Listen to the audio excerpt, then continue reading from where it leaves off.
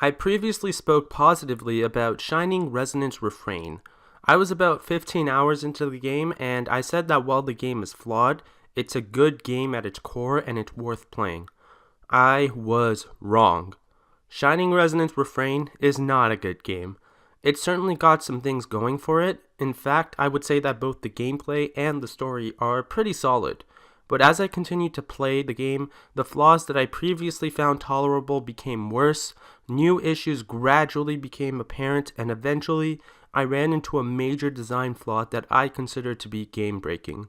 In fact, I didn't even finish the game, and I think most of you will understand why I decided to drop it by the end of this video.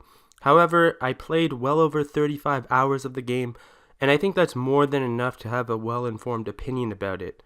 Just a heads up, this video will have content that some people will consider to be spoilers. However, I would argue that you should know the information I'm about to present if you're going to play the game. Let's start things off on a positive note, the aspects of the game that drew me to it in the first place. While the story in Shining Resonance Refrain is average overall, there's some stuff here that's really good. It follows a chosen boy type character named Yuma Ilburn, who possesses the spirit of the Shining Dragon, a legendary beast who fought in an ancient war. The plot starts off with Yuma being busted out of prison by Sonia Blanche, princess of the kingdom of Astoria, and Kirikatoa Alma, an elf who is assisting the kingdom in a desperate war. This was a pretty exciting start. I generally like it when a game begins right in the middle of a crucial moment. You also get a taste of battle right away, which is another big plus for me, as I generally dislike it when you have to sit through 2 hours of story before getting some actual gameplay. Moreover, it's in this opening prison break that you get introduced to the character of Excella, princess of the Lombardian Empire. I thought her design was great, and the fact that she controlled 3 dragons was just really cool. I could also tell there was much more to her character than meets the eye, although that's not a particularly bold prediction given that she's the cover character. But still, Excella is cool. Once the prison break sequence is over and things settle down, Yuma, Kirika, and Sonia return to Astoria, and you get the basic premise of the story here.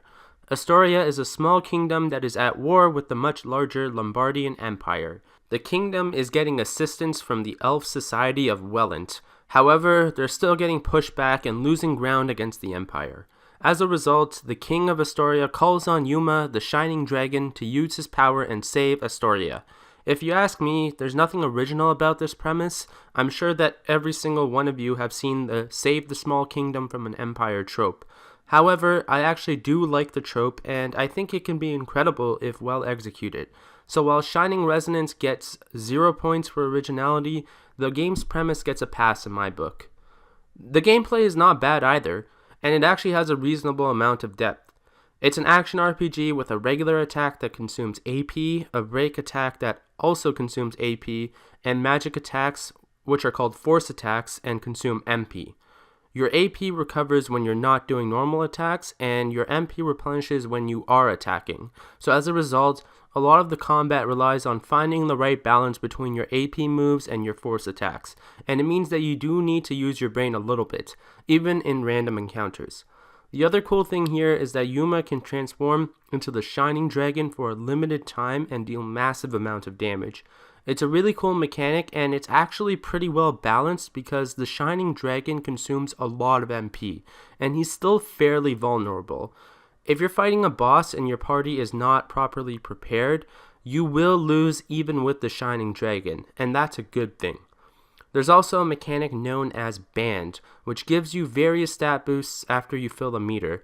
Instead of the usual strong attack limit break like mechanic, Band was more so about buffs and debuffs, and I think it was a nice touch. So just like the premise, the gameplay in Shining Resonance gets a pass in my book, but it certainly has some flaws. More on that later. Now there's a few aspects of this game that are really awesome, and it's why I'm saying this game is wasted potential. First off, the villains in the game are really interesting.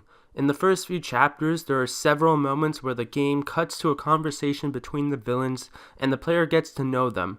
What I like about these villains is that they're not a hive mind at all. It's clear that each of these characters has their own desires and motivations, and that they might even be at odds with one another. One of my favorite aspects of playing through the story was just seeing how these villains interact and watching their respective subplots unfold. It was a treat to see these characters plot and try to one-up each other, and the late game reveals were really cool. Just as a whole, the villains were definitely above average by RPG standards. Next are the events. As you play the game, you will periodically see exclamation points above certain characters, where you get a good amount of casual dialogue and banter. While some of them are boring, most of them give you some good insight on the main cast or give you some funny dialogue. I was also just impressed by how many of these events there were. For a while, it honestly felt like there was an endless amount of these mini events. It seemed like every time I rested, there were 2 or 3 new ones, and these events really flesh out the characters and help you relate to them a little bit more. You really learn their little quirks like Agnum's cooking skills, Kirika's hatred of carrots, or Rappel's crush on Primula. Take a look at this one for example. Sonya and Kirika are just talking about a book they like and their favorite characters. This conversation in particular really just put a smile on my face because it's the sort of talk that I would have. I personally enjoy reading, and I totally would talk to someone about my favorite characters and fanboy a little bit, so this conversation made Kirika and Sonya very relatable to me. And there's so many conversations like this about different topics that you will probably find things you can relate to. And lastly, the sheer amount of customizability really impressed me, at least at first. There's a crafting mechanic where you can synthesize items known as aspects to equip to your weapon and give you various stat increases, and there are a lot of these aspects. There's also a tuning mechanic where you can attach tunes that level up over time to your weapons. And finally, there's a bonding mechanism where you can assign traits to your characters that affect how your party works together.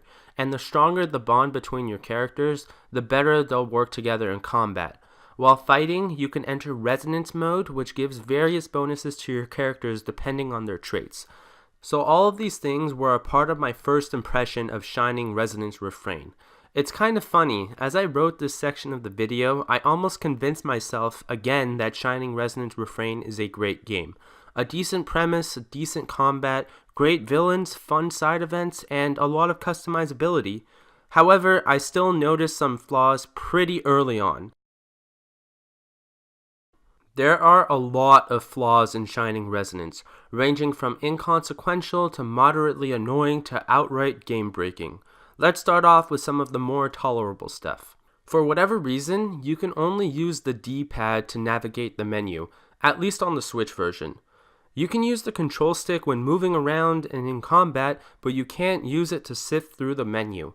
This was really not a big deal, it was just really bizarre. I just don't understand why the game is this way, and I definitely had a few moments where I thought the controller wasn't working. But ultimately, this isn't that big of a deal, just really weird. Next, we have the running. When you stop your dash in this game, your character does this weird sliding animation that you have no control over. Again, not a huge deal, but when you're playing a long RPG and you're going in and out of dash all the time, it gets annoying waiting through this dumb animation. In addition, it's extremely difficult to turn while running, so oftentimes you gotta dash until you get to a turn, stop dashing and wait through the dumb animation, and then turn and start dashing again. My guess is that they did this to make it harder to avoid enemy encounters, but there's a simple solution to that. Make the enemies faster than the player's dash. Again, not a big deal, just something dumb and annoying. Okay, now for something that I actually thought was really cool initially. When you're out and about fighting monsters, one of your party members will ask you a question that you get to answer live, presumably for better bonding. When the game introduced this mechanic, I was really excited. Until I actually saw the questions. The characters just ask really weird questions that I would assume are filled with translation errors because they really just make no sense. Your only options to answer are yes and no, and oftentimes the characters are not asking yes or no questions. So what started off as something cool that I thought I would like quickly became comically bad. But once again, this mechanic isn't that important in the grand scheme of things. Now for some stuff that matter a little bit more. The fight scenes in this game, if you can even call it that, are an embarrassment. I am somebody that frequently says that JRPGs are low-budget games and they should be judged accordingly. I am somebody who has always said that graphics are not that important. With that being said, what the hell is this? This is just sad, and I refuse to believe that a game, even one with a low budget, can't do better than that. There are DS games that do it better. It's pathetic, and it happens many times throughout the game. Hey, look guys, I can do it too. Hire me, Sega, please. But actually, hire me, Sega. The localization in this game is just shoddy in general. Lots of lines that just don't really make sense in the English language, and I can only imagine that some of these lines were not what the Japanese developers originally intended. I also find the dictionary to be insufficient. Now, I don't personally think that a dictionary or codex is mandatory in a good RPG by any means. However, I would rather have them than not. And if you are going to put it in the game, I say go all out and add as much detail as possible. It was a little bit frustrating when I checked a dictionary to learn more about the game's world just to find a few lines for most of the entries, especially given that this world has potential to be really awesome. Sometimes it's even missing really basic information, and it makes me wonder why they even put a dictionary in the game in the first place. Now, as for the side quests, I wouldn't necessarily call them flawed, but I certainly didn't like them. I am not a completionist by any means.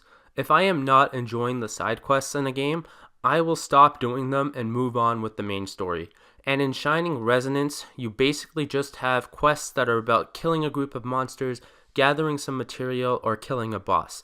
A lot of them also repeat, and for me, it felt like I was doing this endless cycle of picking up quests, going out and killing enemies, and then coming back to the hub town to get more. The reason why I don't say this is inherently a flaw is because gathering materials to build aspects to attach onto your weapons is a pretty big part of this game, and I could definitely see a portion of JRPG fans who would have fun doing these quests and getting the best material for the best aspects. So take that as you will. You know what you're interested in, so think about whether you like this sort of stuff in an RPG.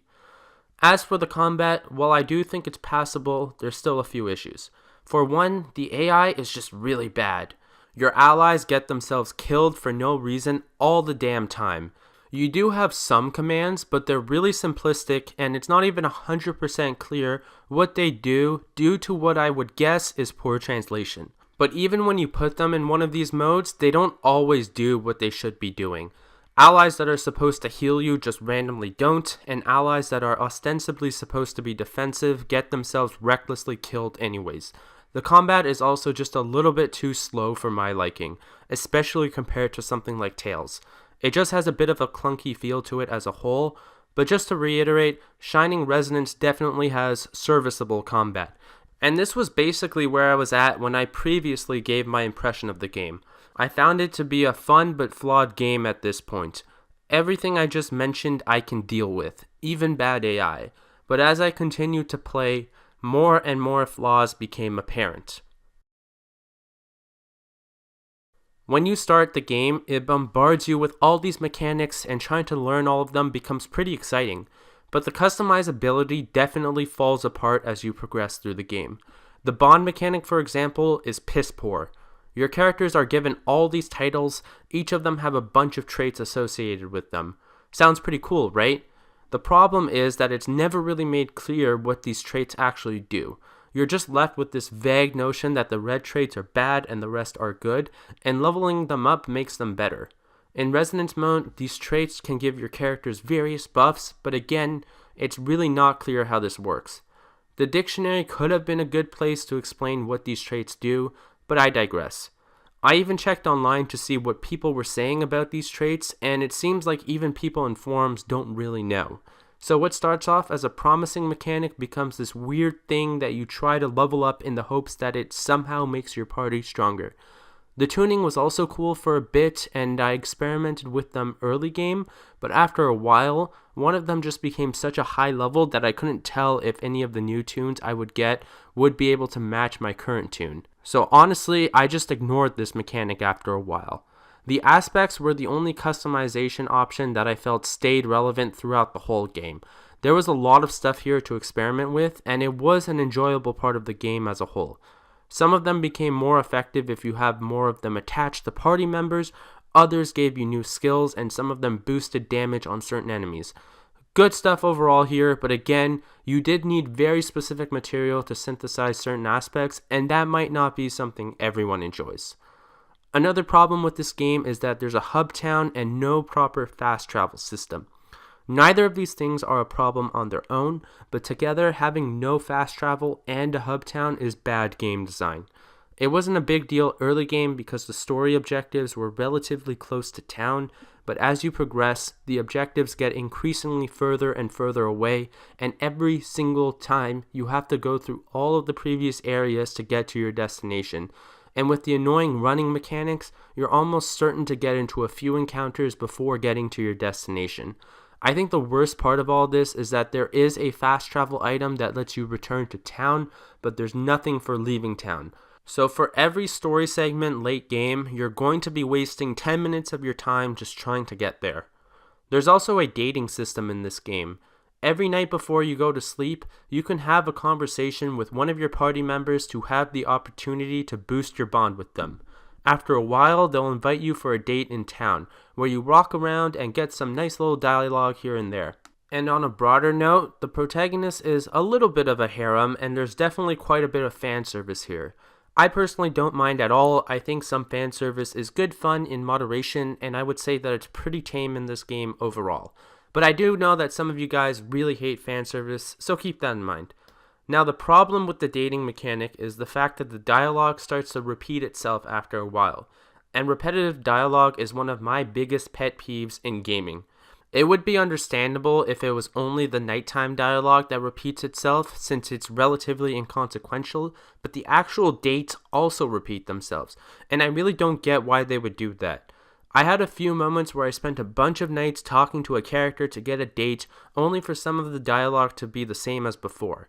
It baffles me. I just don't get why they didn't cut out dates that repeat themselves. The story is actually not bad, even late game, but I still have a piece of criticism here. Mid-game, the plot devolves into a sort of Zelda-style grab this many of X item, and I hope that none of you play Zelda for the plot.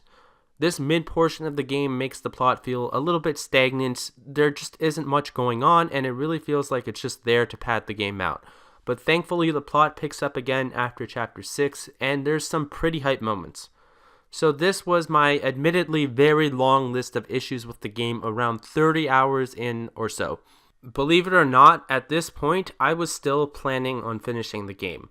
I definitely found it to be mediocre, and the problems with the game were piling up and becoming less tolerable, but I still felt like the plot was interesting enough to warrant seeing it out until the end. That is, until I encountered a flaw that was the straw that broke the camel's back for me. Throughout most of Shining Resonance, the game allows you to use whatever character you want. There are very few restrictions, so naturally you will settle in with a party that you enjoy and bench the rest of the team. As a result, it's normal for your main party to be adequately leveled and for the other characters to be very low level.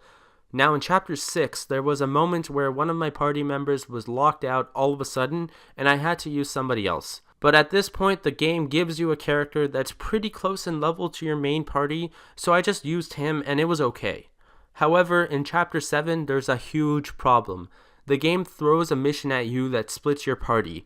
Two of your characters, Agnum and Leston, are fending off a bunch of enemy guards while the rest of your party is sneaking into a fortress. What this means is that if you were using a 4-person party throughout your playthrough, you will have to use extremely underleveled characters when you're fending off the guards, sneaking into the fortress, or possibly even both. For example, I was personally using Yuma, Agnum, Sonya, and Rina, which meant that I had to use underleveled characters for both perspectives of this mission. And by underleveled, I'm talking like 30 levels lower than the random encounters. It was bad. Unless you're playing 40 chess throughout your playthrough and using every single character for no reason, you will get screwed over by this. To beat this part of the game, I would have had to grind out characters that I literally didn't use all game, and I said screw that. Quite frankly, I'm not going to play a game that just wastes my time like that. You might be wondering why this is a big deal, given that locking out characters isn't exactly rare in RPGs. And you would be correct, but the problem with Shining Resonance is that it doesn't lock out any character for the majority of the game and then changes its mind right at the end. So the player uses the same characters and then gets screwed over late game. In contrast, a game like Radiant Historia makes it clear right away that characters will be locked out at certain points. It's never a surprise that you have to use a different character, and because of the nature of the game, most of the party will be close and leveled by end game. That's good game design. In Trails, you also have characters that are locked out all the time, but there's a good level scaling system. So if one of your characters are under leveled, you do a few encounters, get boatloads of XP, and you'll be okay. That's good game design. In Shining Resonance, the game lets you use everybody for the overwhelming majority of the game and then pulls a 180 and changes its mind. That's garbage game design. There is an aspect that gives XP to every single party member, even when they're not in combat. The problem is that the materials to get this aspect are very obscure, and there's no way a person playing through the game normally will get that item. You're not going to get this aspect unless you're looking for it. So if you are going to play Shining Resonance, despite everything I've mentioned in this video, I would suggest you get the aspect that gives XP to all your party members as soon as possible. If you don't, you will get screwed over in Chapter 7. So I will put a link to a forum post that will help you get this aspect in the description. Check it out if you're going to play the game. Shining Resonance Refrain has potential. There's stuff in this game that's genuinely good and really drew me in, and it sucks that the game is riddled with so many problems. The villains are exciting, the events are cool, the premise is decent, and the gameplay is not bad either. And personally, I have a pretty high tolerance for design flaws if the core of the game is good. But after a while, the problems with Shining Resonance got worse and worse to the point where I couldn't tolerate it anymore. It's just riddled with repetitive dialogue, bad translation, and really questionable mechanics and design choices. And like I mentioned, the party split in Chapter 7 really did it for me and made me quit the game. Shining Resonance Refrain is a bad game, and I really can't recommend it to anyone. And that about wraps this video up. Thank you so much for watching, guys, and I hope you all have a great day.